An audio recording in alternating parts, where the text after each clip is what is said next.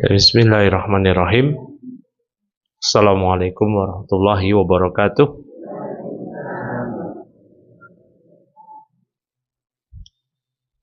Alhamdulillahi wassalatu wassalamu ala rasulillah wa ala alihi wa sahbihi wa sallama tasliman katsira wa asyhadu an la ilaha illallah wahdahu la syarikalah wa asyhadu anna Muhammadan abduhu wa rasuluhu amma ba'd.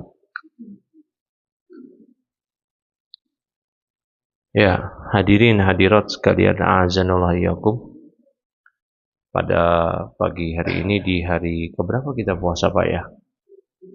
Hari ke-10 puasa.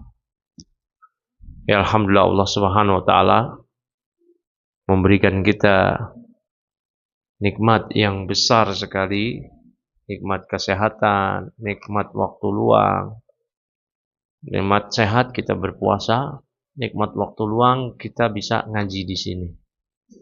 Ni'matani maghbunun fihima katsirun minan nas as-sihah wal faragh. Ada dua nikmat yang banyak orang lalai akan dua nikmat ini, yaitu kesehatan dan waktu luang. Namun ada nikmat yang lebih besar dari itu, yaitu nikmat Islam. Nikmat Islam, nikmat bisa mengaplikasikan syahadat la ilaha illallah, sehingga kita bertauhid, beribadah hanya pada Allah, tidak menyekutukan Allah dalam ibadah, dan syahadat kedua wa asyhadu anna Muhammadan abduhu wa rasuluh, sehingga kita juga bisa meniti jalan Nabi dalam peribadatan kita kepada Allah Subhanahu wa taala. Tema kita kali ini ialah adab berteman. Tadi saya singgung mengenai nikmat, mulai dari yang mungkin terkecil jika dibandingkan dengan nikmat Islam, yaitu nikmat sehat, kita bisa puasa, nikmat waktu luang, kita bisa ngaji, nikmat Islam yang menjadi pondasi dari seluruh amal. Umar bin Khattab mengatakan, ma'utiya al-abdu ba'dal Islam ni'matan khairan min akhin muslim. Kata Umar bin Khattab, ya, tidaklah seorang hamba diberikan oleh Allah sebuah nikmat setelah Islam yang lebih baik daripada dapat akhin muslim, saudara muslimnya. Maka ini nikmat besar. Makanya Umar bin Khattab mengatakan, fa idza wajada ahadukum waddan min akhihi falyatamassak bih. Apabila salah seorang di antara kalian sudah mendapatkan, ya, sahabat yang dia yang soleh, yang baik, falyatamassak bihi, maka dia mesti pegang sahabatnya tadi. Karena kalau kita nggak punya teman yang soleh, walau di awal kita dapat hidayah Islam, dapat hidayah sunnah, maka kita akan hancur, terombang-ambing. Apalagi kalau ternyata yang menjadi teman-teman kita adalah orang-orang yang buruk. Orang-orang yang agamanya jelek, yang agamanya buruk, perangainya buruk, tingkah lakunya jelek, nggak punya etika, dan seterusnya dari keburukan-keburukan yang ada pada seseorang. Maka nikmat Islam akan tergerus. Karena apa? Karena teman. Dan betapa banyak orang-orang yang murtad, yang menyimpang, yang sudah baik agamanya, tiba-tiba kita lihat, iya dan billah, ternyata mereka menjadi orang-orang yang jelek agamanya, yang murtad, dikarenakan teman, dikarenakan salah pergaulan. Seorang yang dahulu di pesantren, dia bergaul dengan teman-teman sesama santri. Ketika dia lulus dari pesantren, ketemu lagi dengan teman-teman di rumah. Bahkan ketemu dengan teman-teman baru di kampus misalkan, yang merubah pola pikir dia, yang merubah alur kehidupan dia. Sehingga yang tadinya lurus jadi belok. Tadinya beloknya nggak terlalu jauh, jadi semakin menyimpang. Yang tadinya cuma tergelincir, jadi jatuh ke jurang. Dan ini karena salah pergaulan, salah teman. Apakah teman offline atau teman online. Maka ujian teman di zaman sekarang itu lebih mengerikan dibandingkan dengan ujian teman di masa dahulu. Ada saat ini berbagai platform, media sosial yang bisa menghubungkan kita dengan orang-orang yang jauh di mata, bahkan di luar negeri. Sehingga kita bisa berinteraksi, berkomunikasi, mulailah bertukar pikiran. Masih mending bertukar pikiran. Yang ada hanyalah menyerap pikiran. Ternyata teman interaksi yang menjadi teman komunikasi dia sehari-hari itu adalah orang yang pola pikirnya buruk karena dilandasi agama yang buruk. Pondasi akidah yang rusak. Akhirnya dia berubah. Yang tadinya soleh, anak pesantren, jadi liberal. Kita lihat saat ini orang-orang yang menyuarakan, ribet amat.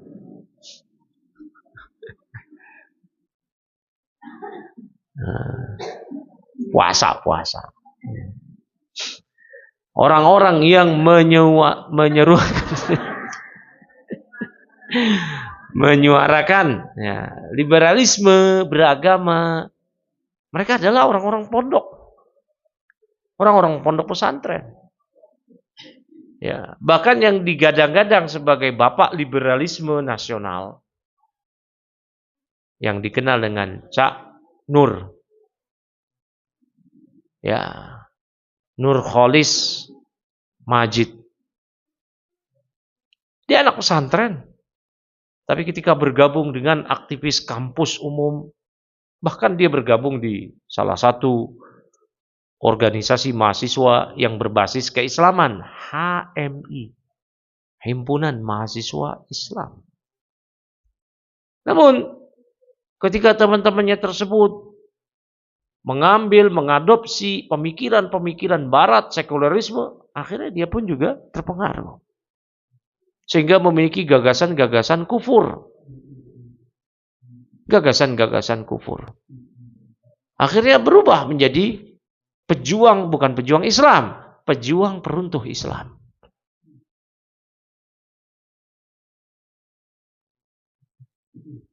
Suaranya sampai luar. Oh, ini setelan adzan ini. Ya. Untung gak ada yang ngomong enggak. Cuman menyuarakan. Coba ngomong yang enggak. Ya. Wah, di masjid tuh ngajarin yang enggak tuh. Nah. Taib. Yang menjadi acuan atau buku pegangan di kajian kita pagi ini adalah Mukhtasar Minhajul Qasidin. Karya Al-Imam Ibn Qudamah Al-Maqdisi rahmatullah alaih. Beliau membuat pasal tersendiri, Kitabu Adabi Suhbah wal Ikhwah wa Mu'asyaratil Khalq wa Mu'asyaratil Khalq wa nahwi dzalik. Ya, kitab pembahasan tentang adab berteman, persaudaraan dan seterusnya. Kata beliau, ya'lam annal ulfata samaratu husnil khuluq. Kata beliau, ketahuilah bahwasanya keharmonisan persahabatan itu adalah buah dari akhlak yang baik. Wattafarruqu samaratu su'il khuluq. Sedangkan ketika kita bertikai dengan teman yang soleh, itu adalah buah hasil dari akhlak yang buruk. Maka kalau kita tidak memiliki teman-teman yang baik, atau teman yang baik sudah ada tapi menjauh, maka salahkan diri sendiri. Ibnu Qayyim rahmatullah alaih di kitab beliau Ad-Da' wa Dawa, beliau mengatakan di antara dampak maksiat yang Allah berikan kepada seorang hamba ialah tercegah dari teman-teman yang baik. Di antara dampak maksiat, dosa-dosa dari seorang hamba, maka Allah berikan hukuman, dicegah dari mendapatkan teman-teman yang baik. Sehingga ketika dia sudah terbiasa dengan maksiat, maka ketika dia disodorkan teman-teman yang baik, dia akan menjauh. Dia akan mengatakan, wah ini nggak connect. Oh ini beda circle. Oh ini salah kamar. Beda frekuensi katanya. Beda frekuensi. Ya. Saya barakallahu fikum. Lianna husnal khuluq yujibu tahabbaba wat tawafuqa. Yujibu at-tahabbuba wa tawafuqa. Karena akhlak yang baik itu akan menghasilkan saling mencintai, saling sepakat. Wa su'ul khuluq yusmiru at-tabaghut wa tadabura. Wa la yakhfa ma fil husnil khuluq minal fadl. Dan yang namanya akhlak yang buruk, perilaku yang jelek, itu hanya akan mewariskan, menghasilkan saling membenci dengan teman yang baik. Ya, wattadabur, dan saling bermusuhan. Di antara akhlak yang buruk yang kemarin kita bahas di hari Kamis, gak bayar hutang, itu akhlak yang buruk. Itu akhlak yang buruk, betul. Ya, jadi kalau dikatakan dia soleh, dia ngaji, dia akhlaknya baik, tapi gak bayar hutang, loh katanya akhlaknya baik, katanya soleh, tapi gak mau bayar hutang. Gak mau bayar hutang, ngemplang. Bukan karena dia gak mampu, tapi terus berupaya mau bayar. Itu lain lagi. Nah, taib. Kemudian Ibnu Qudamah al-Maqdisi membawakan berbagai riwayat mengenai hal ini. Berbagai hadis. Ya. Kata beliau, "Ma min syai'in asqal fi mizanil mu'min yaumal qiyamah min khuluqin hasanin." Tidak ada suatu hal yang lebih berat di timbangan seorang mukmin di hari kiamat kelak melainkan akhlak yang baik setelah syahadat la ilaha illallah. Maka dengan akhlak yang baik, ketika kita mendapatkan teman yang baik, maka akan terjadi ulfah, keharmonisan. Sehingga ibu-ibu, bapak-bapak bisa berkawan dengan temannya yang baik, yang saleh puluhan tahun. Puluhan tahun. Tapi kalau baru kenal, Masya Allah, baik, segala macam setahun, 2 tahun, habis itu berpisah. Berpisahnya karena apa? Bukan karena faktor prinsip. Kalau faktor prinsip lain lagi. Prinsip maksudnya prinsip keagamaan. Oh ternyata dia mengikuti aliran sesat. Oh itu lain lagi. Nah ini pasti karena ada kemaksiatan. Ya, barakallahu fikum. Dan ketika seorang dia berkawan dengan temannya yang saleh dalam jangka waktu yang lama, subhanallah. Yang dia ketemu sama temannya karena Allah, berpisah karena Allah. Ini kata Nabi SAW, sabatun yudhilluhumullahu fi dhillih yauma la dhilla illa dhilluh. Ada 7 golongan yang berada dalam naungan Allah, yang tidak ada naungan pada hari itu kecuali hanya naungan Allah. Salah satunya apa? Kata Nabi, warajulani tahabba fillah. Ada 2 orang yang saling mencintai karena Allah. Ya, ijtama'a 'ala dzalik wa tafarraqa 'alaihi. Dia berkumpul, berpisah karena Allah. Oleh karena itu, prinsip dalam memilih teman tidak bisa ditawar adalah orang yang beriman. Orang yang beriman. Maka ini penting sekali. Nabi sabdakan, la ya'kul ta'amaka illa mu'min. Ya, jangan ada yang memakan makananmu kecuali seorang mukmin. Wala tusahib, ya, la afwan. Kata Nabi SAW, la tusahib illa mu'minan, wala ya'kul ta'amaka illa taqiyun. Kata Nabi SAW, janganlah engkau berteman kecuali dengan seorang mukmin.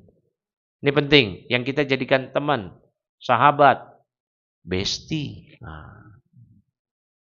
Ya, ini istilah anak muda bu, Gen Z, ibu-ibu, generasi orde lama, orde baru mah nggak ngerti ini. Nah, kalau ngerti, alhamdulillah, bestie, teman dekat, ya, teman dekat. Jangan jadikan teman dekat kita kecuali orang yang beriman. Maka ini prinsip yang tidak bisa ditawar. Ya, adapun teman sekolah yang non Muslim begini begitu, itu bukan status teman dekat. Mungkin kenalan. Teman kerja di kantor, non-muslim. Nah itu hanya partner kerja. Nah itu hanya rekan di sekolah. Itu hanya tetangga di rumah yang non-muslim. Jangan kita berteman dekat dengan dia. Masa teman curhatnya non-muslim? Ya, dia cerita, jeng aku ada masalah nih. Suamiku begini begitu. Temannya yang non-muslim mana ngerti adab istri, adab rumah tangga dalam Islam. Akhirnya temannya yang non-muslim begitu, kalau aku mah lem biru. Lempar ganti yang baru. Subhanallah.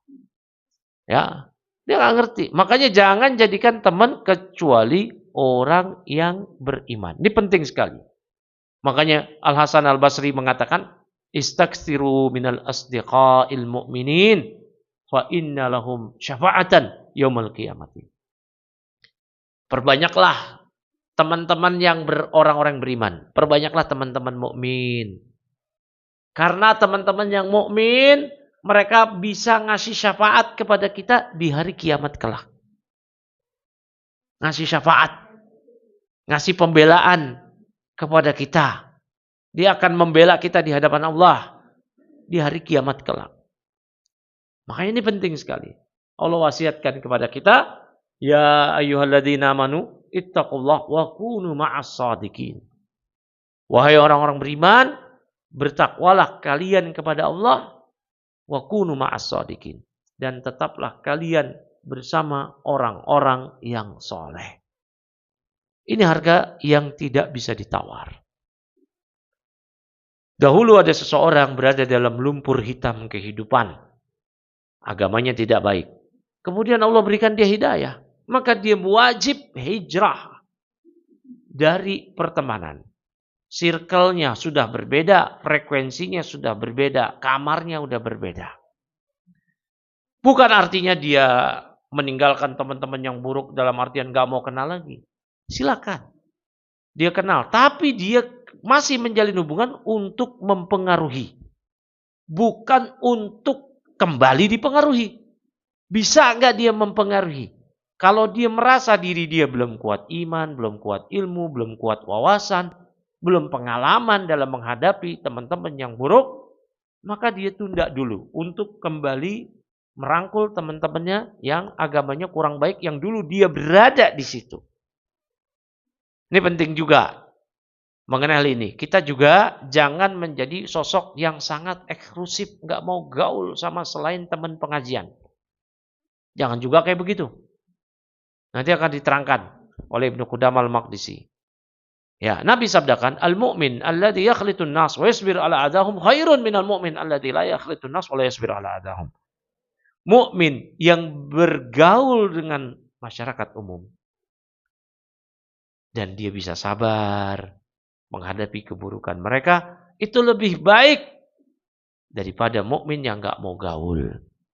Yang enggak mau bergaul dengan masyarakat umum dan tidak bisa bersabar. Dia mau bergaul dengan masyarakat umum selama dia bisa memegang prinsip, selama dia mengetahui ini baik itu buruk, dia mempengaruhi bukan dipengaruhi. Ya, dan dia bisa bergaul, itu lebih baik daripada mukmin yang enggak mau bergaul, yang eksklusif. Namun tahapan kalau kita baru hijrah, baru ngaji, pupuk dulu ya tekad yang kuat untuk tidak mau kembali ke kubangan hitam tadi. Perbanyak ilmu, perkuat amal, perbanyak belajar. Dan bergaul dengan teman-teman yang pengalaman masih komunikasi dengan teman-teman yang lama. Itu nggak apa-apa. Jadi kita juga jangan jadi eksklusif ya. Di lingkungan ada tetangga mungkin yang cuman pakai daster keluar rumah. Ya. Jangan dicemoohi, jangan disinisi. Ya, dia belum tahu, dia belum ngerti. Kalau dia udah ngerti, cadarnya lebih bagus daripada ibu-ibu. Ya, dia belum paham. Ya. Nah, boleh bergaul sama dia nggak? Boleh. Tapi tadi dengan catatan, kita tidak dipengaruhi. Kalau nanti dia mempengaruhi, lain bahasan. Nggak boleh. Nanti akan diterangkan oleh Ibnu Qudamah Al-Maqdisi. Ya. Jadi jangan jadi eksklusif. Ada teman di teman sekolah, teman di rumah, tetangga. Ya. Dan semisalnya yang mungkin mereka masih tebar aurat, belum ngaji, dan ini dan itu. Jangan langsung dijauhin. Saya sendiri sebagai salah satu pembina pangkajian Yaitu kita merangkul anak-anak jalanan, pang, yang dari muka sampai kaki tatoan. Ya. Nah, nggak apa-apa. Habis kalau kita yang nggak ngerangkul, terus siapa? Ya. Ini sebagian teman-teman juga aneh. Ngelihat orang maksiat, dia biarin. Nggak peduli. Nggak peduli. Tapi giliran ada sesama muslim, padahal akidahnya masih sama. Cuman karena beda pandangan, beda ormas, beda. Langsung galaknya minta ampun. Sebenarnya lebih sesat yang mana sih? Yang beda jalan sama kamu, dia masih sholat, dia masih, atau yang sono yang nggak sholat sama sekali. Yang maksiat, yang bahkan dia syirik. Jadi kadang-kadang kita ini juga nggak bisa ngukur kadar keburukan orang. Pokoknya udah beda pengajian sama kita. Padahal dia ngaji, padahal dia sholat, dia nggak syirik, dia nggak liberal, dia nggak aliran sesat. Cuman beda pandangan aja dalam beberapa masalah. Apalagi perkara ijtihadiyah. Kok kita kayaknya sebel banget sama dia. Sementara orang yang nggak sholat, kalau perempuan nggak pakai jilbab, kita kok nggak ada kebencian sama dia. Sama orang yang beda agama bahkan misi. Tapi sama orang yang sama-sama ngaji cuman beda pengajian, galak banget.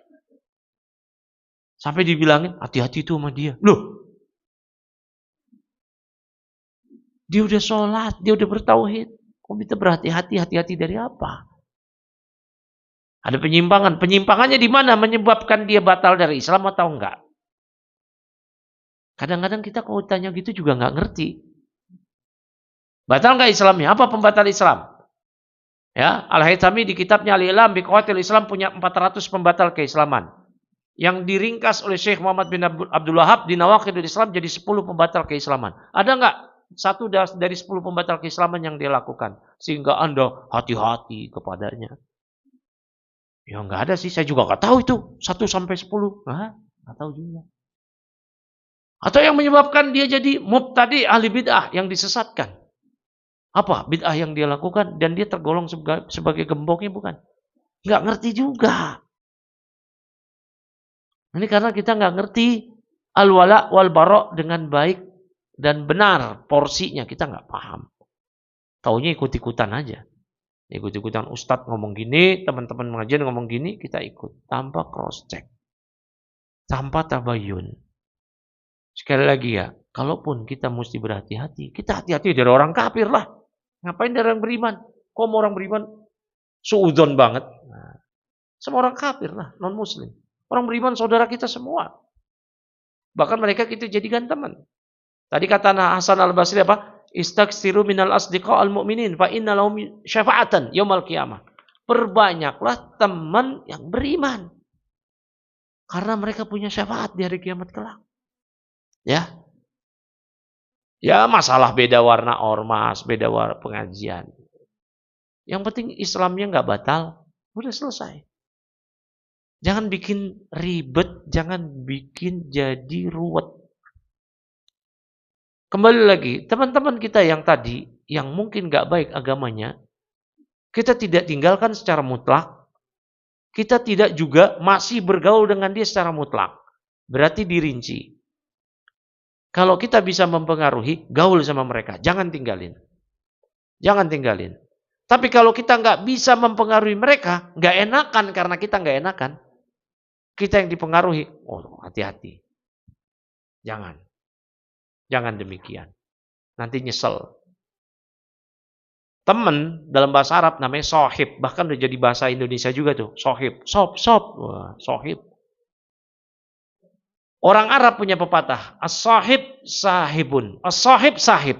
Yang namanya teman, sahib. Yang namanya sahabat, sahib. Apa itu sahib? Narik. Narik. Menarik. Ditarik. Kalau teman kita buruk, kita ditarik menjadi orang yang buruk. Maka Nabi sabdakan, al-mar'u ma'adini khalilih. Falyanzur ahadukum liman yukhalil. Seorang itu tergantung agama teman dekatnya. Maka cross checklah kalian dengan siapa dia mengambil teman dekat. Kalau agamanya buruk, jangan kita jadikan dia teman dekat, apalagi curhat. Jangan. Dia sebagai kenalan aja. Kalau dia agamanya nggak baik, ya kita kenal dulu teman sekolah, satu sekolahan sama saya, tapi bukan teman dekat. Hati-hati nanti nyesel. Nyesel kalau di dunia, gigit jari. Nyesel di akhirat salah milih teman, gigit 2 tangan, 10 jari. Bukan gigit jari. Gigit jari, kukunya yang digigit bukan. Tapi tangannya masuk ke mulut, saking menyesalnya. Allah berfirman surah Al-Furqan mengenai hal ini. Penyesalan orang-orang yang menyesal karena salah pilih teman. Yauma ya'addu zalimu ala yadayh. Pada hari ketika orang zalim memasukkan kedua tangannya ke mulutnya. Yaqulu ya laitani ittakhadtu ma'ar rasuli sabila. Dia mengatakan, duhai seandainya saya dulu menjadikan Rasul sebagai jalan hidupku. Ya wailaita laitani lam attakhid fulanan khalila. Duhai seandainya aku tidak menjadikan si fulan sebagai teman dekatku. Laqad adallani ani dzikri ba'da idja'ani. Si fulan yang telah kujadikan sebagai teman dekatku telah menyesatkan aku dari Al-Quran. Setelah Al-Quran itu peringatannya sampai kepadaku. Wa kana syaitanu lil insani khadula. Dan yang namanya setan tidak akan mau menolong manusia. Kalau salah pilih teman, Allah sebutin yauma ya'addu dzalimu ala yadayhi. Salah pilih teman, pertama Allah sebut dia zalim, yang kedua Allah sebut penyesalannya, saking menyesalnya memasukkan kedua mulutnya ke dalam mulutnya, bukan lagi gigit jari. Gigit jari pun juga bukan jari yang digigit, kuku di dunia, tapi di akhirat masukin tangan ke mulut. Ya.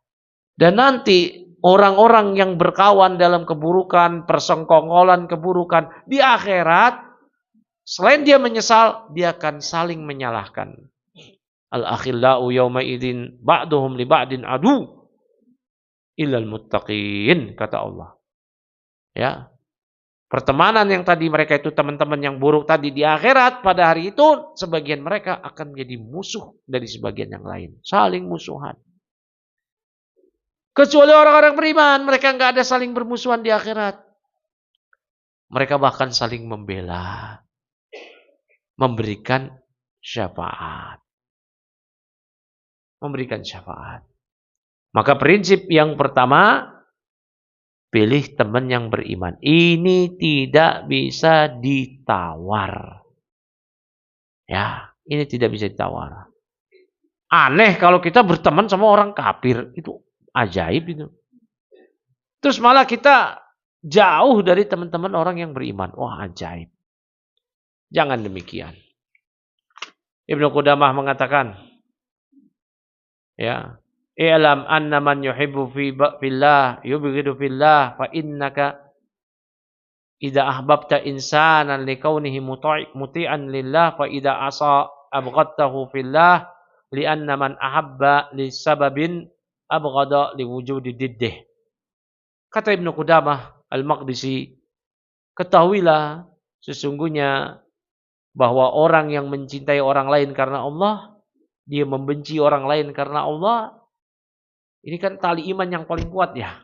Jika Anda mencintai seseorang karena dia taat pada Allah, berarti ketika dia tidak taat sama Allah, Anda membencinya.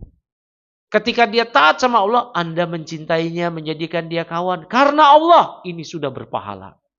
Ini tali iman yang paling kuat yang Nabi sabdakan. Awsaqu urul iman, al-hubbu fillah, wal-bughdu fillah. Tali iman yang paling kuat, cinta karena Allah, benci karena Allah.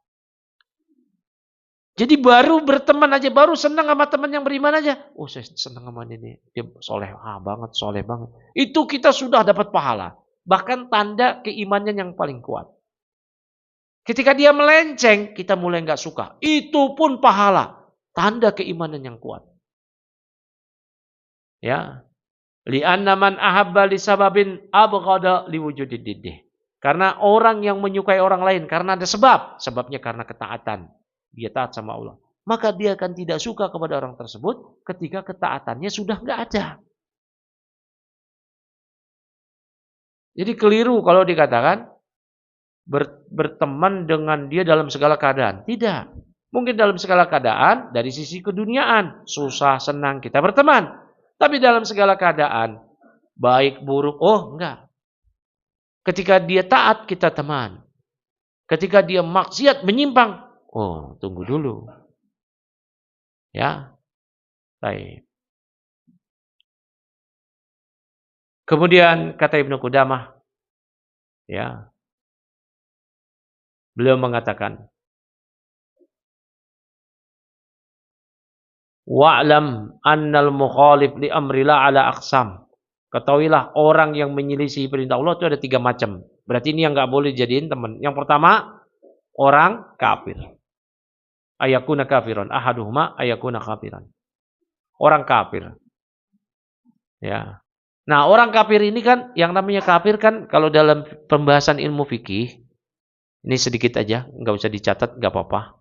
Saya mau kasih sedikit aja wawasan, mudah-mudahan bertambah. Kalau di dalam kitab-kitab fikih, orang kafir itu ada 4 kategori. Ya, kafir harbi, kafir zimmi, kafir musta'man, kafir mu'ahad.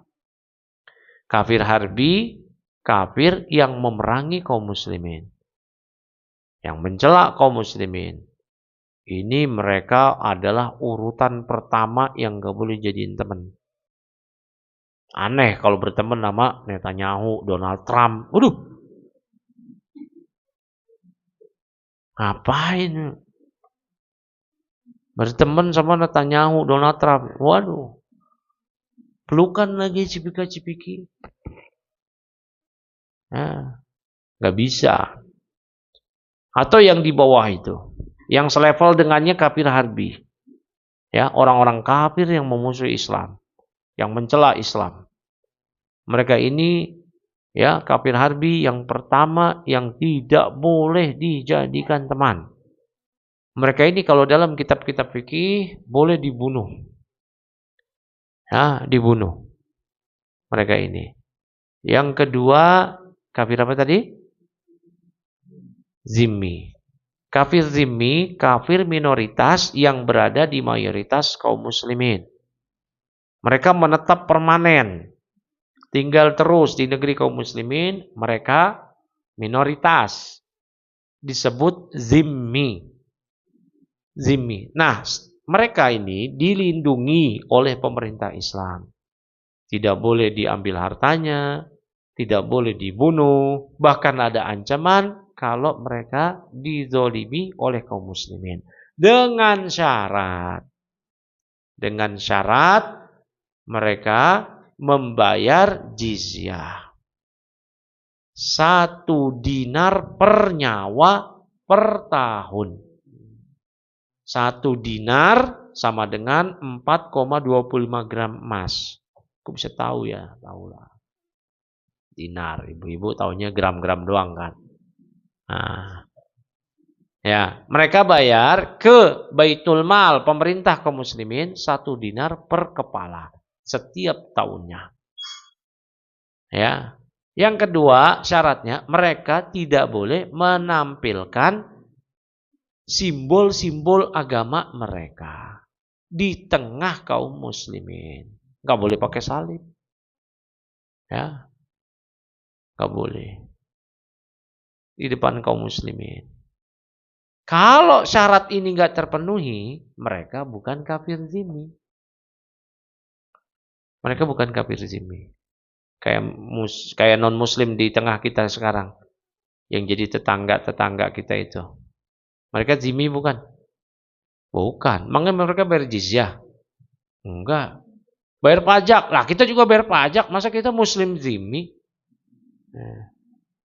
Ya, pajak jizyah, enak aja pajak jizyah. Emangnya kita zimmi, kita juga bayar pajak.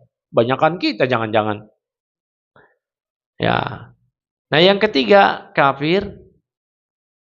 Kafir apa tadi? Musta'man. Kafir musta'man orang kafir yang minta suaka perlindungan ke negeri kaum muslimin.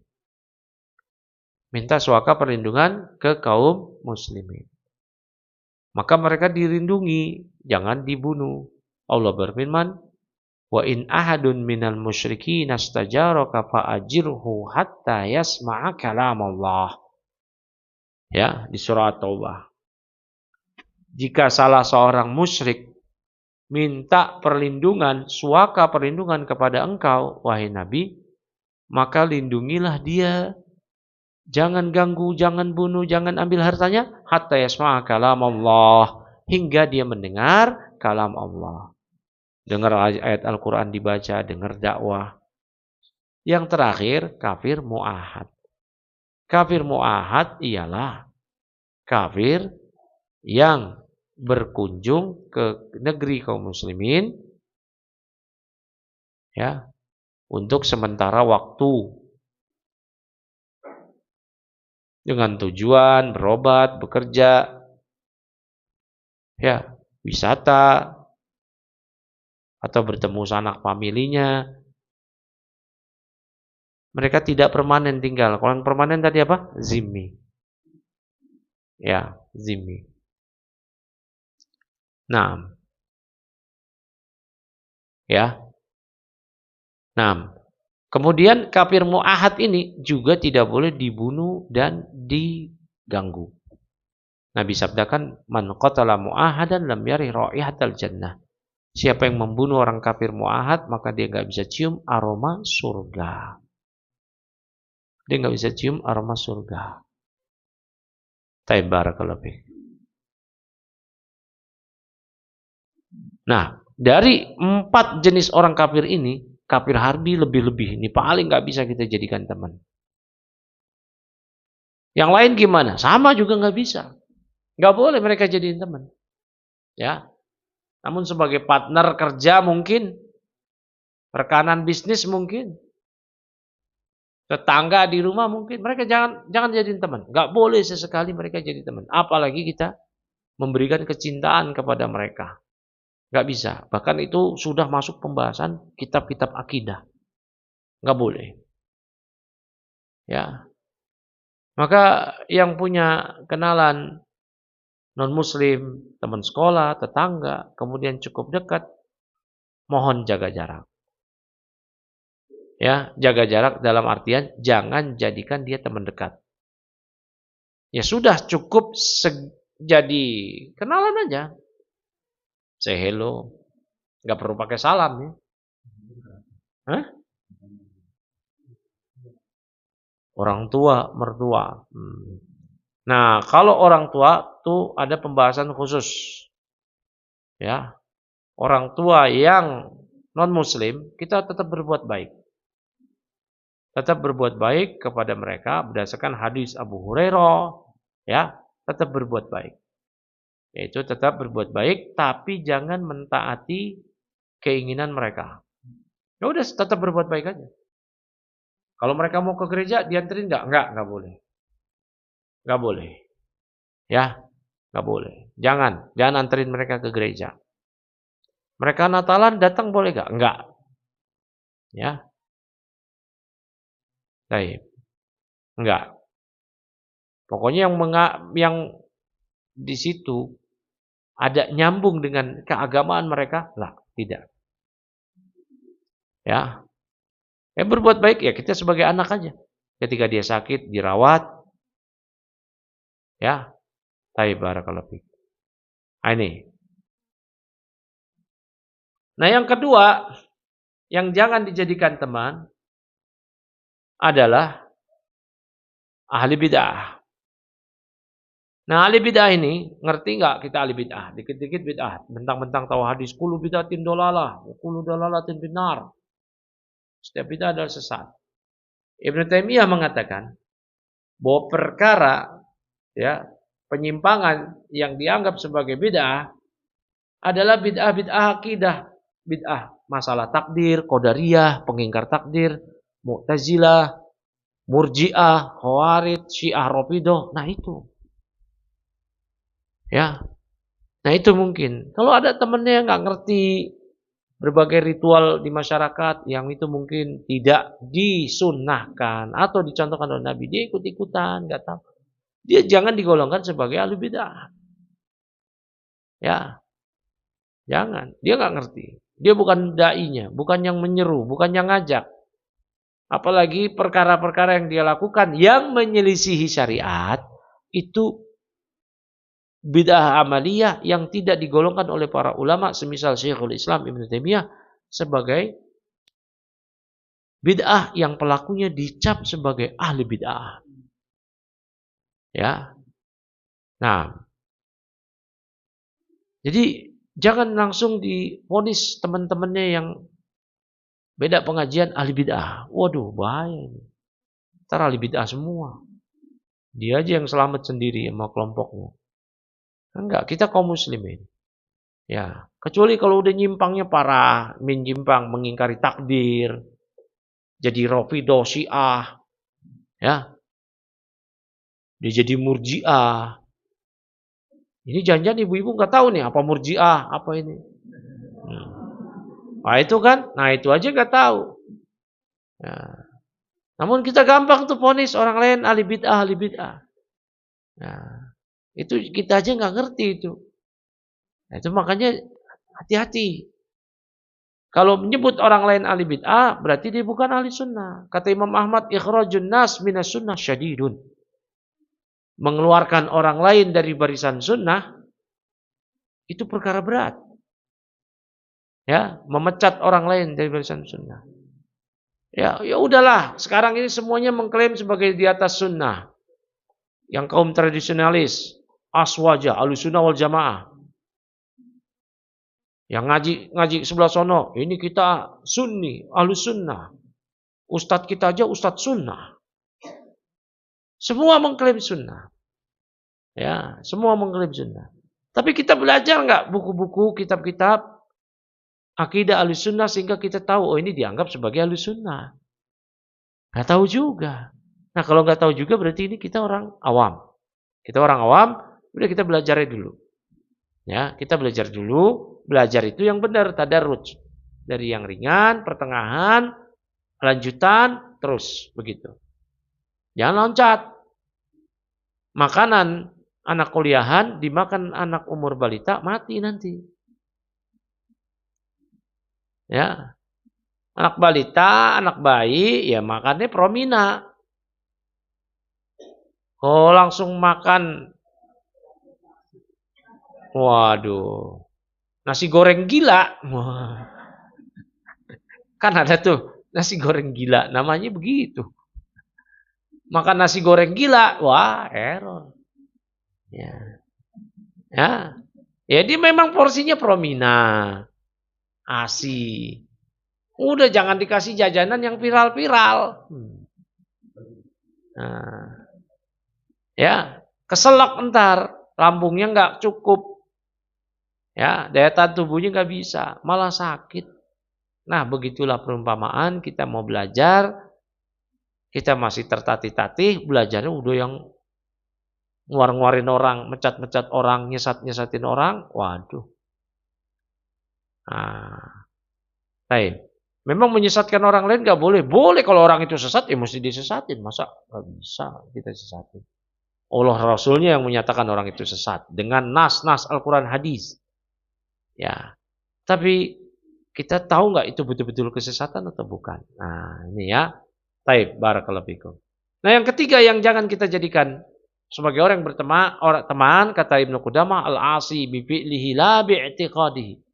Pelaku maksiat dengan perbuatannya, bukan keyakinannya. Ya, fa in kanat bihais yata'adda bi ghairah kadzulm wal ghadab wal ghasab wa syahadati zur wal ghibah wan namimah wa dzalik fal aula al i'rad anhu wa tarku mukhalatatihi wal inqibat an muamalatihi. Kalau ternyata dia pelaku maksiat itu dia menyakiti orang lain, semisal dia suka zalim, suka mencuri, menipu, mengambil hak orang lain, bersaksi palsu, suka ghibah, adu domba, menghasut, maka ini orang mesti i'rad, dijauhi. Jangan gaul sama dia. Udah terkenal sebagai bigos, biang gosip. Udah jangan gaul sama dia. Jangan gaul sama dia. Tapi kan dia pakai jilbab, pakai hijab, pakai ini, pakai itu, hijab. Itu cuma diplester aja badannya. Ya hijabnya bagus, betul. Dia hijab ya, dari satu sisi dia hijab, dia menjalankan ketaatan. Sama kayak orang sholat, sholat. Ya, kan ada juga tuh STMJ, sholat terus, maksiat jalan tuh. Ya, jangan salin sholatnya. Masih mending dia sholat. Ini, kalau nggak sholat bukan cuma maksiat, pembunuhan mungkin. Ya, jadi kalau dibilang apa tuh sholat masih maksiat, jangan disalin sholatnya. Oh, alhamdulillah dia masih sholat. Kalau nggak sholat, oh ente udah dimakan hidup-hidup. Ya. Apa tuh pakai jilbab jadi biang gosip? Alhamdulillah dia masih pakai jilbab tuh. Kalau nggak pakai jilbab, jadi bukan jadi biang gosip lagi tuh. Udah jadi ratu gosip. Ya.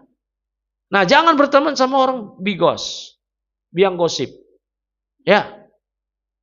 Gibah itu bahaya. Apalagi ini lagi puasa. Para sahabat menyatakan dikutip oleh Ibnu Abi Syaibah di Musannaf beliau, as-shaim fi ibadati ma lam yaqtab. Orang yang puasa itu dalam ibadah selama dia tidak berbuat gibah. Gibah itu yang diharamkan dua, ngomong pelaku dan audiens yang dengar. Ya. Jadi si pembicaranya, yang kedua pihak yang mendengar. Di Riyadhus Shalihin An-Nawawi rahmatullah alaih, Al-Imam An-Nawawi di kitab beliau Riyadhus Shalihin memuat pasal tentang haramnya gibah, dua pasal. Pasal yang pertama bab tahrimu gibah, bab haramnya gibah. Yang kedua pasal berikutnya bab tahrim sama'il gibah, bab pengharaman mendengar gibah. Jadi hati-hati. Ya, hati-hati. Enggak loh, saya cuma mau ingetin. Wah, ujungnya gibah. Tahdir, yaitu mengingatkan, itu beda tipis dengan gibah. Saya cuma mengingetin loh. Ini, kita ngerti nggak kaedah?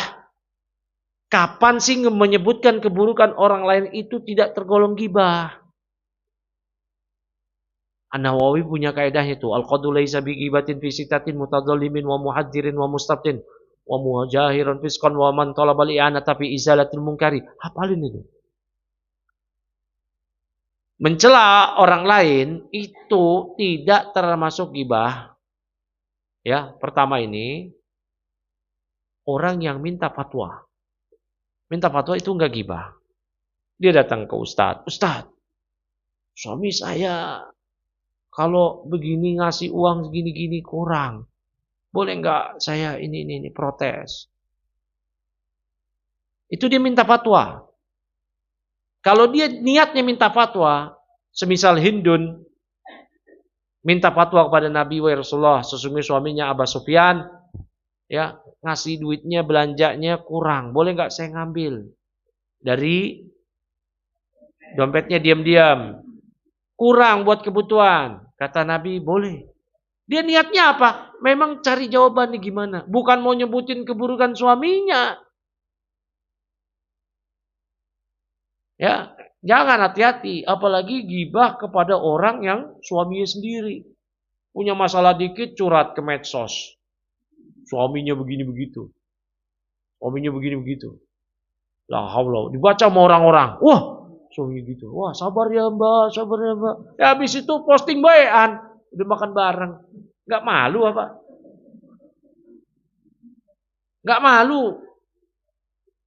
Ya. Jangan. Kalau orang ikut ngegibah suami kita, itu kan ngegibah bapaknya anak-anak kita. Begitu juga jelek-jelekin istri sendiri di medsos. Mau ngapain? Minta fatwa ke siapa? Ke netizen? Gak boleh. Ya. Nah, minta fatwa dengan terpaksa menyebutkan keburukan itu boleh. Dengan catatan niatnya memang minta jawaban. Ya, minta jawaban. Ada orang datang ke kita, Ustadz, istri saya gini, gini, gini, gini. Kasih jawaban. Oh ini. Oh itu nusus. Oh itu. Udah. Itu bukan gibah. Dia jelek-jelekin istrinya. Tapi itu bukan celaan. Itu minta fatwa. Ya. Tapi tepat minta fatwa itu, minta jawaban itu ke tempat yang tepat. Bukan di medsos. Minta fatwa ke netizen. Netizen mah gampang. Lem biru aja. Udah gitu aja jawaban netizen. Lempar ganti yang baru.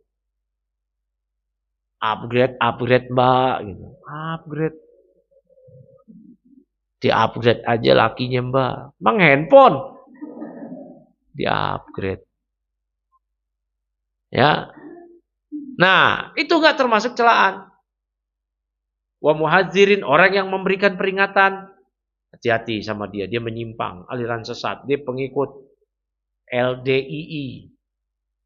Ya, saya sebut ini nih. Gak apa-apa. Lembaga Dakwah Islam Indonesia. Dulu namanya Jamaah Islamiyah. Dulu namanya Lemkari. Ya. Itu menyesatkan. Gak apa-apa. Gak gibah. Dia itu seperti ISIS versi soft. Artinya yang di luar golongan dia menyimpang Islamnya. Sebenarnya dia mau ngapirin. Bahkan dia nyebut yang bukan LDII. Mereka. Begitu. Nah, makanya di pinggir-pinggir jalan tuh dipasang spanduk LDI. Supaya yang LDI mau sholat situ. Dia gak bakal mau sholat di Masjid Al-Iman ini.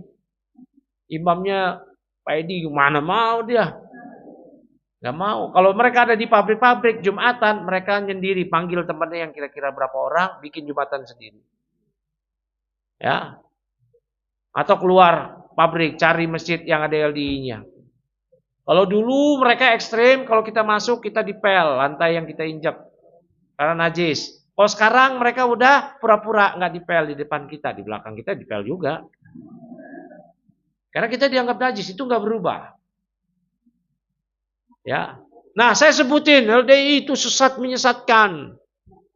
Itu bukan ghibah. Itu aliran sesat, itu mengingatkan. Ya, muhadziri. Ya, kemudian apa lagi yang enggak tergolong? Orang yang melakukan dosa secara terang-terangan, itu kita sebutin kesalahannya, bukan ghibah. Dia ngaku-ngaku zina, sebutin dia pezina. Ya, tampilannya seronok kemana-mana, kita sebutin itu cewek nggak benar tuh, itu bukan ghibah.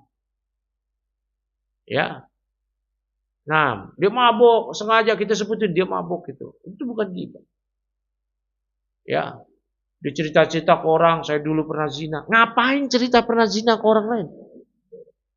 Di masa Nabi, orang yang pernah ngaku pernah zina itu cuma satu kasus, satu tujuan. Kasusnya apa? Tujuannya apa? Untuk ditegakkan had, supaya dirajam. Dia nggak curhat datang ke Abu Bakar. Abu Bakar, gimana pendapat Anda? Dia nggak, jangan datang ke orang yang dia nggak bisa memberikan solusi. Solusinya apa? Ditegakkan had. Datang wanita kepada Nabi, berzina. Ya. Tegakkan rajam ke saya. Tunggu sampai kamu melahirkan. Lagi hamil. Pas melahirkan, udah lahir. Tunggu sampai disusui. 2 tahun disapi. Udah selesai itu, baru dirajam. Diampuni dosanya. Ya. Tapi kalau datang ke teman, saya gimana ya? Saya dulu pernah zina. Ngapain? Allah udah tutup aibnya, udah. Selesai. Nggak usah cerita-cerita. Nggak usah cerita-cerita. Mau ngapain?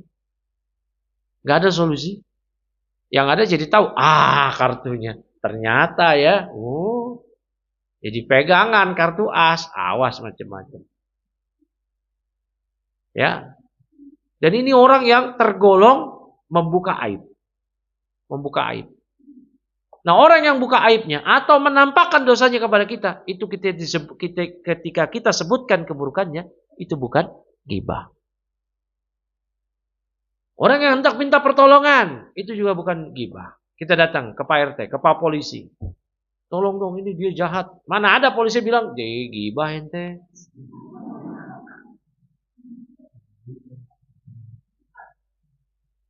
Jangan gibah lah Mas. Loh, saya dibegal Pak RT. Sama siapa? Masih Fulan. Gibah ente. Nih, polisi salah jurusan ini. Ya, jurusan sufi dia. Aduh. Ya. Nah, selain dari itu gibah. Hah? Berita apa tuh misalnya?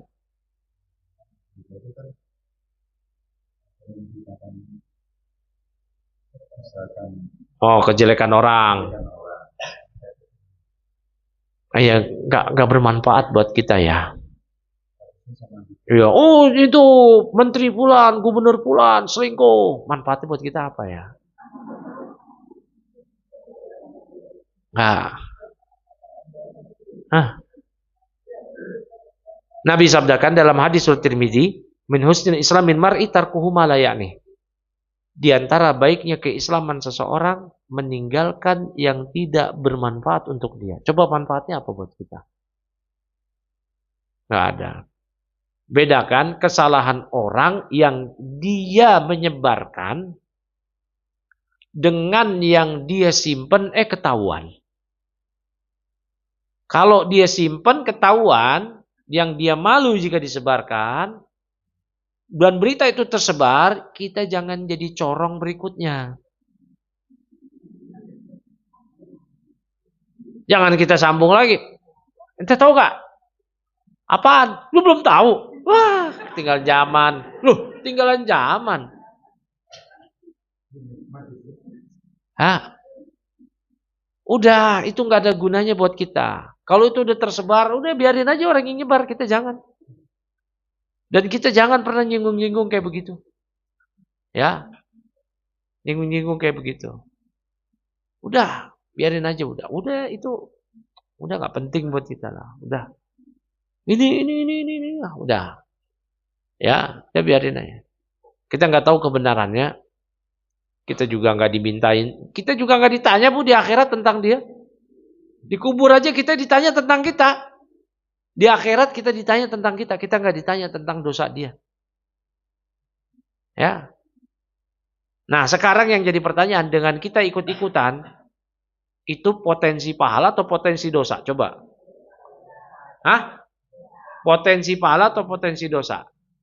Udahlah, bermanfaat. Ya.